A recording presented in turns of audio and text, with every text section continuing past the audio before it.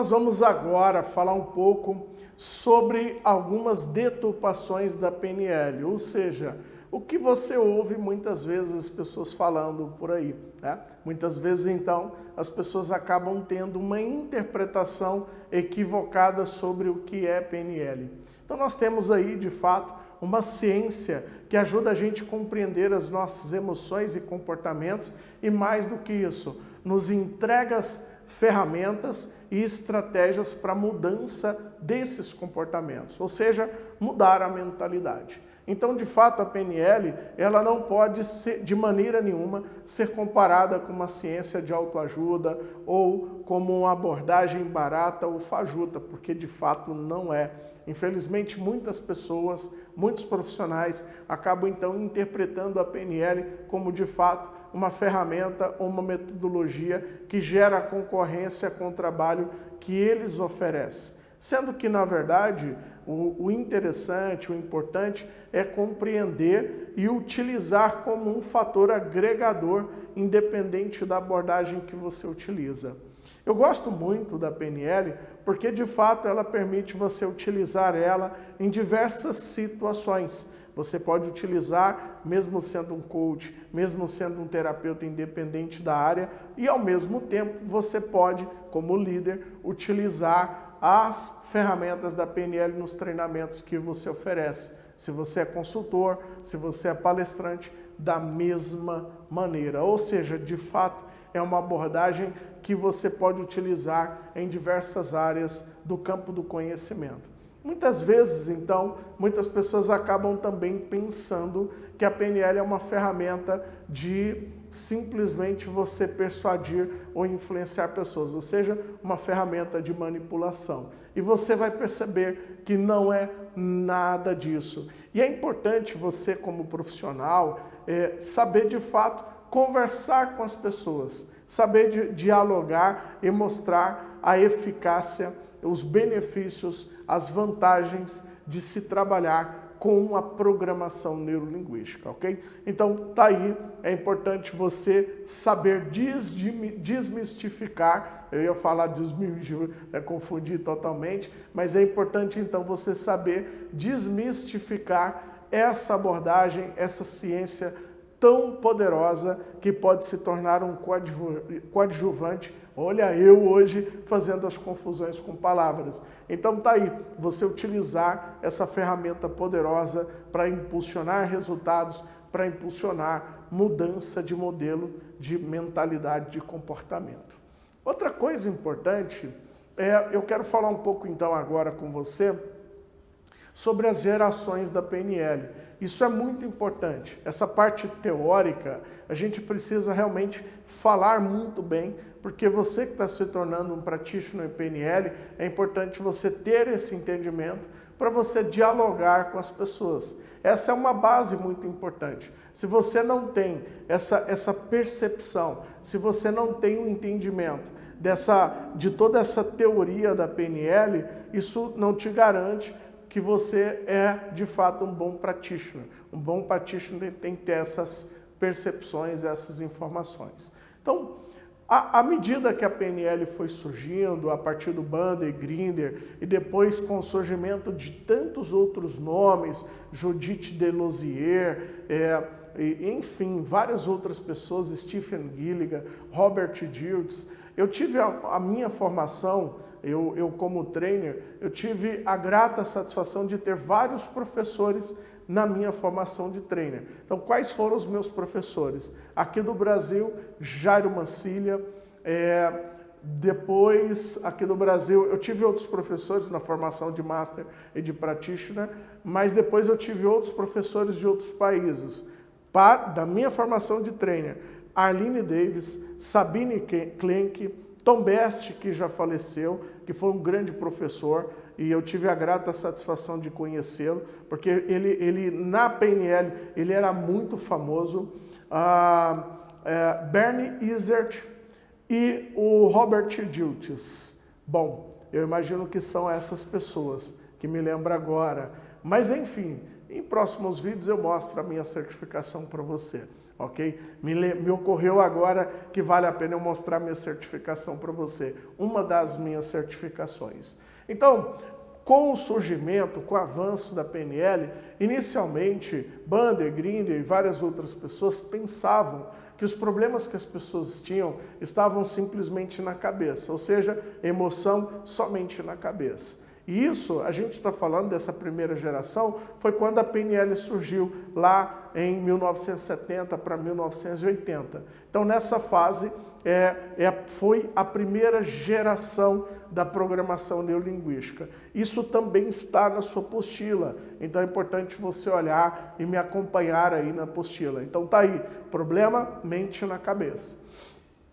Nesse momento, então, surgiram muitas ferramentas, muitas técnicas da PNL com foco na primeira geração. Então é na primeira geração, por exemplo, que a gente tem essa parte das emoções, dos comportamentos, ou seja, desse foco no comportamento. À medida que a PNL foi avançando, se percebeu de fato que existiam sim alguns tipos de traumas, algumas informações que tinham relação com o corpo. Por exemplo, as nossas emoções, ou seja, nosso pensamento gera emoção e a nossa emoção gera um sentimento e esse sentimento produz química no nosso organismo. Ou seja, uma pessoa que tem ansiedade, essa ansiedade tem um efeito devastador no corpo. Algumas pessoas ganham peso, outras pessoas consomem bebidas alcoólicas, enfim, elas acabam então fazendo outras coisas. Algumas pessoas, por exemplo, que têm aqueles comportamentos de automutilação, me fugiu o nome agora, mas se eu não me engano é tricotilomania, se eu não me engano, que é aquele comportamento, por exemplo, de puxar o fio do cabelo e comer a raiz. Enfim, quantos comportamentos que são, de fato, gerados pelas emoções, mas são representados pelo nosso corpo. Então, com isso, eles perceberam que, sim, era preciso ter uma visão muito mais completa das mudanças de comportamento, e isso se deu, então, com o surgimento da segunda geração da PNL, de 1980 a 1990, então surgiu a segunda geração da PNL, mente no corpo. À medida que a PNL foi ainda evoluindo, se percebeu também que existiam comportamentos e emoções, ou seja, eu e você somos influenciados pelo meio. Então, quando você olha, mais na frente a gente vai falar dos níveis neurológicos, então quando você olha para os níveis neurológicos, você de fato vai perceber que nós somos influenciados pelo ambiente. Então surgiu a terceira geração da programação neurolinguística, onde na terceira geração traz esse entendimento da influência do sistema na nossa vida. Então nós somos influenciados pelo sistema, eu e você somos influenciados pelo comportamento dos nossos pais. Então muita coisa que eles dizem para nós, a gente acaba abraçando como verdade, ou seja, existem muitas verdades que não são minhas e que não são tuas, mas que por um motivo ou outro, de maneira consciente ou inconsciente, você acabou então abraçando essas verdades como verdade para você. E uma das coisas então que eu faço quando eu vou trabalhar com as pessoas é ajudar elas a ter esse entendimento, ter essa percepção, essa visão de como elas estão de fato interagindo com a vida delas, como elas estão interagindo com as emoções delas e como elas estão abraçando essas informações que muitas vezes não são informações oriundas do pensamento delas. Então, o meio nos influencia. Então, essa é a terceira geração da PNL. Até aqui, então, entendemos o quê? Primeira geração, mente na cabeça, de 1970 para 1980. Segunda geração, mente no corpo, de 1980 a 1990. Perdão, de 1980 a 1990. Terceira geração, 1990 a 2000, ok? Eu estou me confundindo aqui. Vamos de novo. 1970 a 1980, isso. Mente na cabeça. 1980 a 1990, mente no corpo. 1990 a 2000, mente somática, ou seja, mente de campo, mente relacional. Agora deu certo. Agora saiu. Eu não gosto de fazer edição de um vídeo exatamente para você ver eu fazendo isso, até para ficar algo mais natural, né? O pessoal sempre gosta de fazer alguns cortes aqui dos meus vídeos, mas eu sempre peço para eles, não faz edição não, deixa do jeito que tá, para ficar mais pessoal. É como se eu estivesse aqui agora na sua frente, fazendo esse bate-papo informal, da gente conversando. Então, eu faço questão que os vídeos fiquem dessa maneira. Muito bem. Então, a gente tem as 3 gerações da PNL. Com o surgimento de outras abordagens, por exemplo, a própria Virginia Satir, através das terapias sistêmicas e familiares dela, e com o surgimento de outras abordagens, como a própria psicologia positiva, como o coaching e constelação familiar e várias outras abordagens, a PNL, então, foi percebendo, os pesquisadores, os praticantes de PNL, como eu e como você, que daqui a pouco vai começar a praticar a PNL, por isso é practitioner, praticante de PNL. Então, os praticantes de PNL perceberam que com essas ciências você acabava tendo uma visão muito maior, exatamente que é a visão espiritual, é a visão sistêmica que a gente chama, ou seja, a gente acaba vendo todo um processo e não simplesmente enxergar o ambiente. Existem coisas além do ambiente e que muitas vezes a gente não acaba percebendo, exatamente porque a gente não sabe. Tem até uma historinha que eu gosto de contar, que eu vou contar ela para você, exatamente para eu adentrar na 4ª geração da PNL. Tem uma historinha que eu escutei uma vez e eu não me lembro quem foi que me contou essa história, tanta coisa, mas a história foi mais ou menos assim. Também não sei se é uma história verdadeira, tá? A história foi assim, de um garoto que chegou em casa, a mãe ligou dizendo para o pai que o filho foi mordido por um cachorro. E o pai ficou muito preocupado, achou uma agressividade imensa desse cachorro e ele queria saber por que o cachorro mordeu o filho dele. Ou seja, ele queria ter um entendimento do porquê que isso aconteceu com o filho dele. Então ele descobriu. O que ele descobriu? Que naquele dia, no início da manhã, quando ele foi para o trabalho, antes de chegar no trabalho, o pneu do carro dele furou. Aqui em Goiânia, a gente às vezes tem algumas ruas que são belíssimas. Eu não sei se na sua cidade também é assim, vez ou outra surge um buraco da noite para o dia. Parece que os buracos têm vida própria, né? Infelizmente é a maneira como em algumas cidades existe o zelo, né? O cuidado pela nossa cidade. Mas enfim, ele passou num buraco, caiu no buraco, o pneu dele estourou, ele ficou muito chateado, ficou extremamente estressado, aborrecido com a situação. E o que ele fez?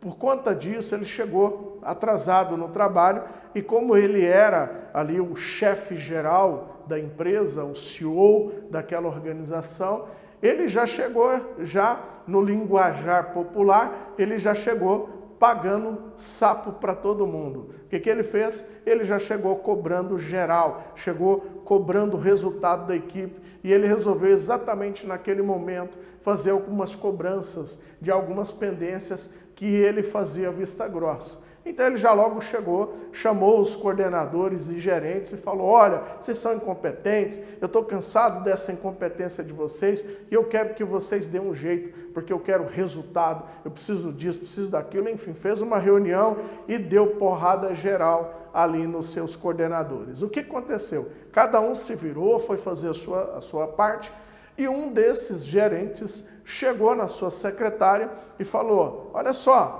Dona Gildete, é o seguinte, sabe aquele relatório que você demora uma semana para você fazer? Eu quero ele no final do dia em cima da minha mesa. A Dona Gildete ficou extremamente incomodada por conta daquilo, porque ela demorava uma semana para fazer um relatório e agora tinha que fazer o relatório em um dia. E aquilo ali deixou ela incomodada, ele trabalhou, fez pesquisa, enfim, fez tudo o que teve que fazer para antes do chefe dela, que era o gerente, receber o relatório. Resultado, terminou o relatório no final do dia, entregou para o chefe olhou, pegou o relatório, rasgou, jogou no chão e mandou ela fazer de novo. E a Dona Gildete ficou muito, mas muito estressada também com essa situação. Resultado, Dona Depois que terminou o relatório, chegou mais tarde em casa, como de costume, enfim, aquele transtorno todo. E quando ela chegou em casa, para surpresa dela, o filho dela estava todo sujo, alpiste derramado pelo chão, aquela bagunça toda. E o marido dela, que estava desempregado, né, a gente está vivendo agora o momento do Covid, então adaptar para a realidade, por conta do Covid ficou desempregado, então a dona Judete estava se virando sozinha para manter a família. E a única coisa que ela tinha combinado com o marido era que ele mantesse a casa organizada. E quando ela chegou, casa bagunçada, louça na pia, tudo sujo, menino sujo, casa suja, enfim. Ela pagou sapo para o marido dela. Falou assim, como é que você pode? Incompetente, que não sei o quê. O marido ficou extremamente incomodado, chateado com a situação, ficou calado, chegou no filho, que tinha derramado o alpiste dos passarinhos dele, e chegou no menino, deu um cascudo, pá, moleque, olha aí, como é que você deixa esse alpiste no chão? O menino saiu chorando, viu o cachorro que estava deitado na soleira da porta, sai cachorro, pum, o cachorro acordou ali, que estava dormindo, pum, outra bicuda, o cachorro ficou mais estressado, pum, terceira bicuda, o cachorro saiu correndo, entrou na rua, virou uma quadra, virou outra, viu um garoto brincando de skate, mordeu o garoto. Quem era o garoto?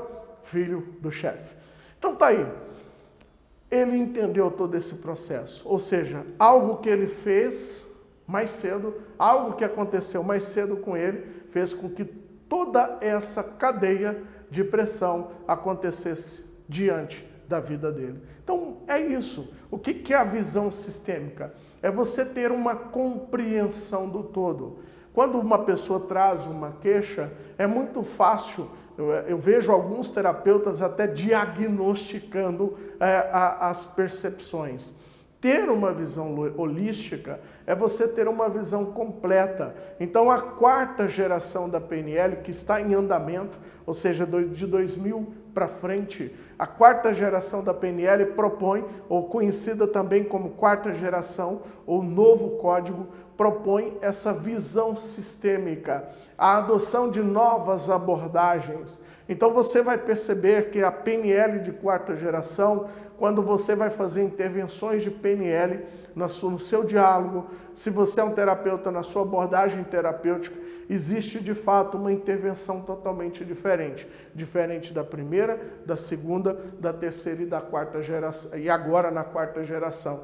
Então, algumas abordagens da PNL você vai ver a união da constelação, a união da hipnose, a união da Gestalt, a união, quando eu falo hipnose ericksoniana, mas também a clínica, mas também a clássica, a união das terapias sistêmicas, ou seja, existe uma abordagem totalmente diferente. Isso possibilita, naturalmente, você fazer intervenções num curto espaço de tempo e ajudar o cliente realmente a ter um entendimento melhor das questões emocionais e comportamentais. Então, o novo código da PNL permite, de fato, você trabalhar com uma PNL sistêmica, com essa visão sistêmica, ok? Diferente, muitas vezes, do que é o coach sistêmico, a PNL sistêmica é a adoção dessas abordagens para você ter essa visão do todo. Então, o objetivo principal é ter essa visão do todo. Então, se você, por exemplo, é um líder e você vai, através do uso das ferramentas da PNL, trabalhar com a equipe sua comercial, isso vai te permitir uma visão muito mais sistêmica, isso vai te permitir ter uma visão mais detalhada de outras coisas. Naturalmente, isso vai te ajudar na sua comunicação, isso vai te ajudar na sua maneira de falar, ou seja, você vai ter uma maneira muito mais simplificada e muito mais poderosa de tocar na emoção das pessoas. Hoje eu vejo muitos treinamentos, muitos seminários conduzidos por palestrantes, por treinadores e consultores que acabam tendo essa visão sistêmica da programação neurolinguística, ou de maneira intuitiva, porque estudaram mais essa visão sistêmica dessas abordagens da programação neurolinguística. Então, eu quero te convidar para que você tenha essa visão mais ampla, para que você veja dessa maneira, porque isso vai te possibilitar, sendo um líder espiritual, sendo um líder de uma equipe de performance, enfim, independente da área que você atua, isso vai te possibilitar fazer mudanças muito mais promissoras, muito mais profundas na vida das pessoas que você interage. Então tá aí as 4 gerações da PNL. Recomendo você dar uma olhada na apostila, fazer um pouco mais de pesquisa para que você então tenha essa percepção, essa visão da programação neurolinguística. Vamos lá para o próximo vídeo que a gente tem mais assunto para a gente conversar. Até o próximo vídeo.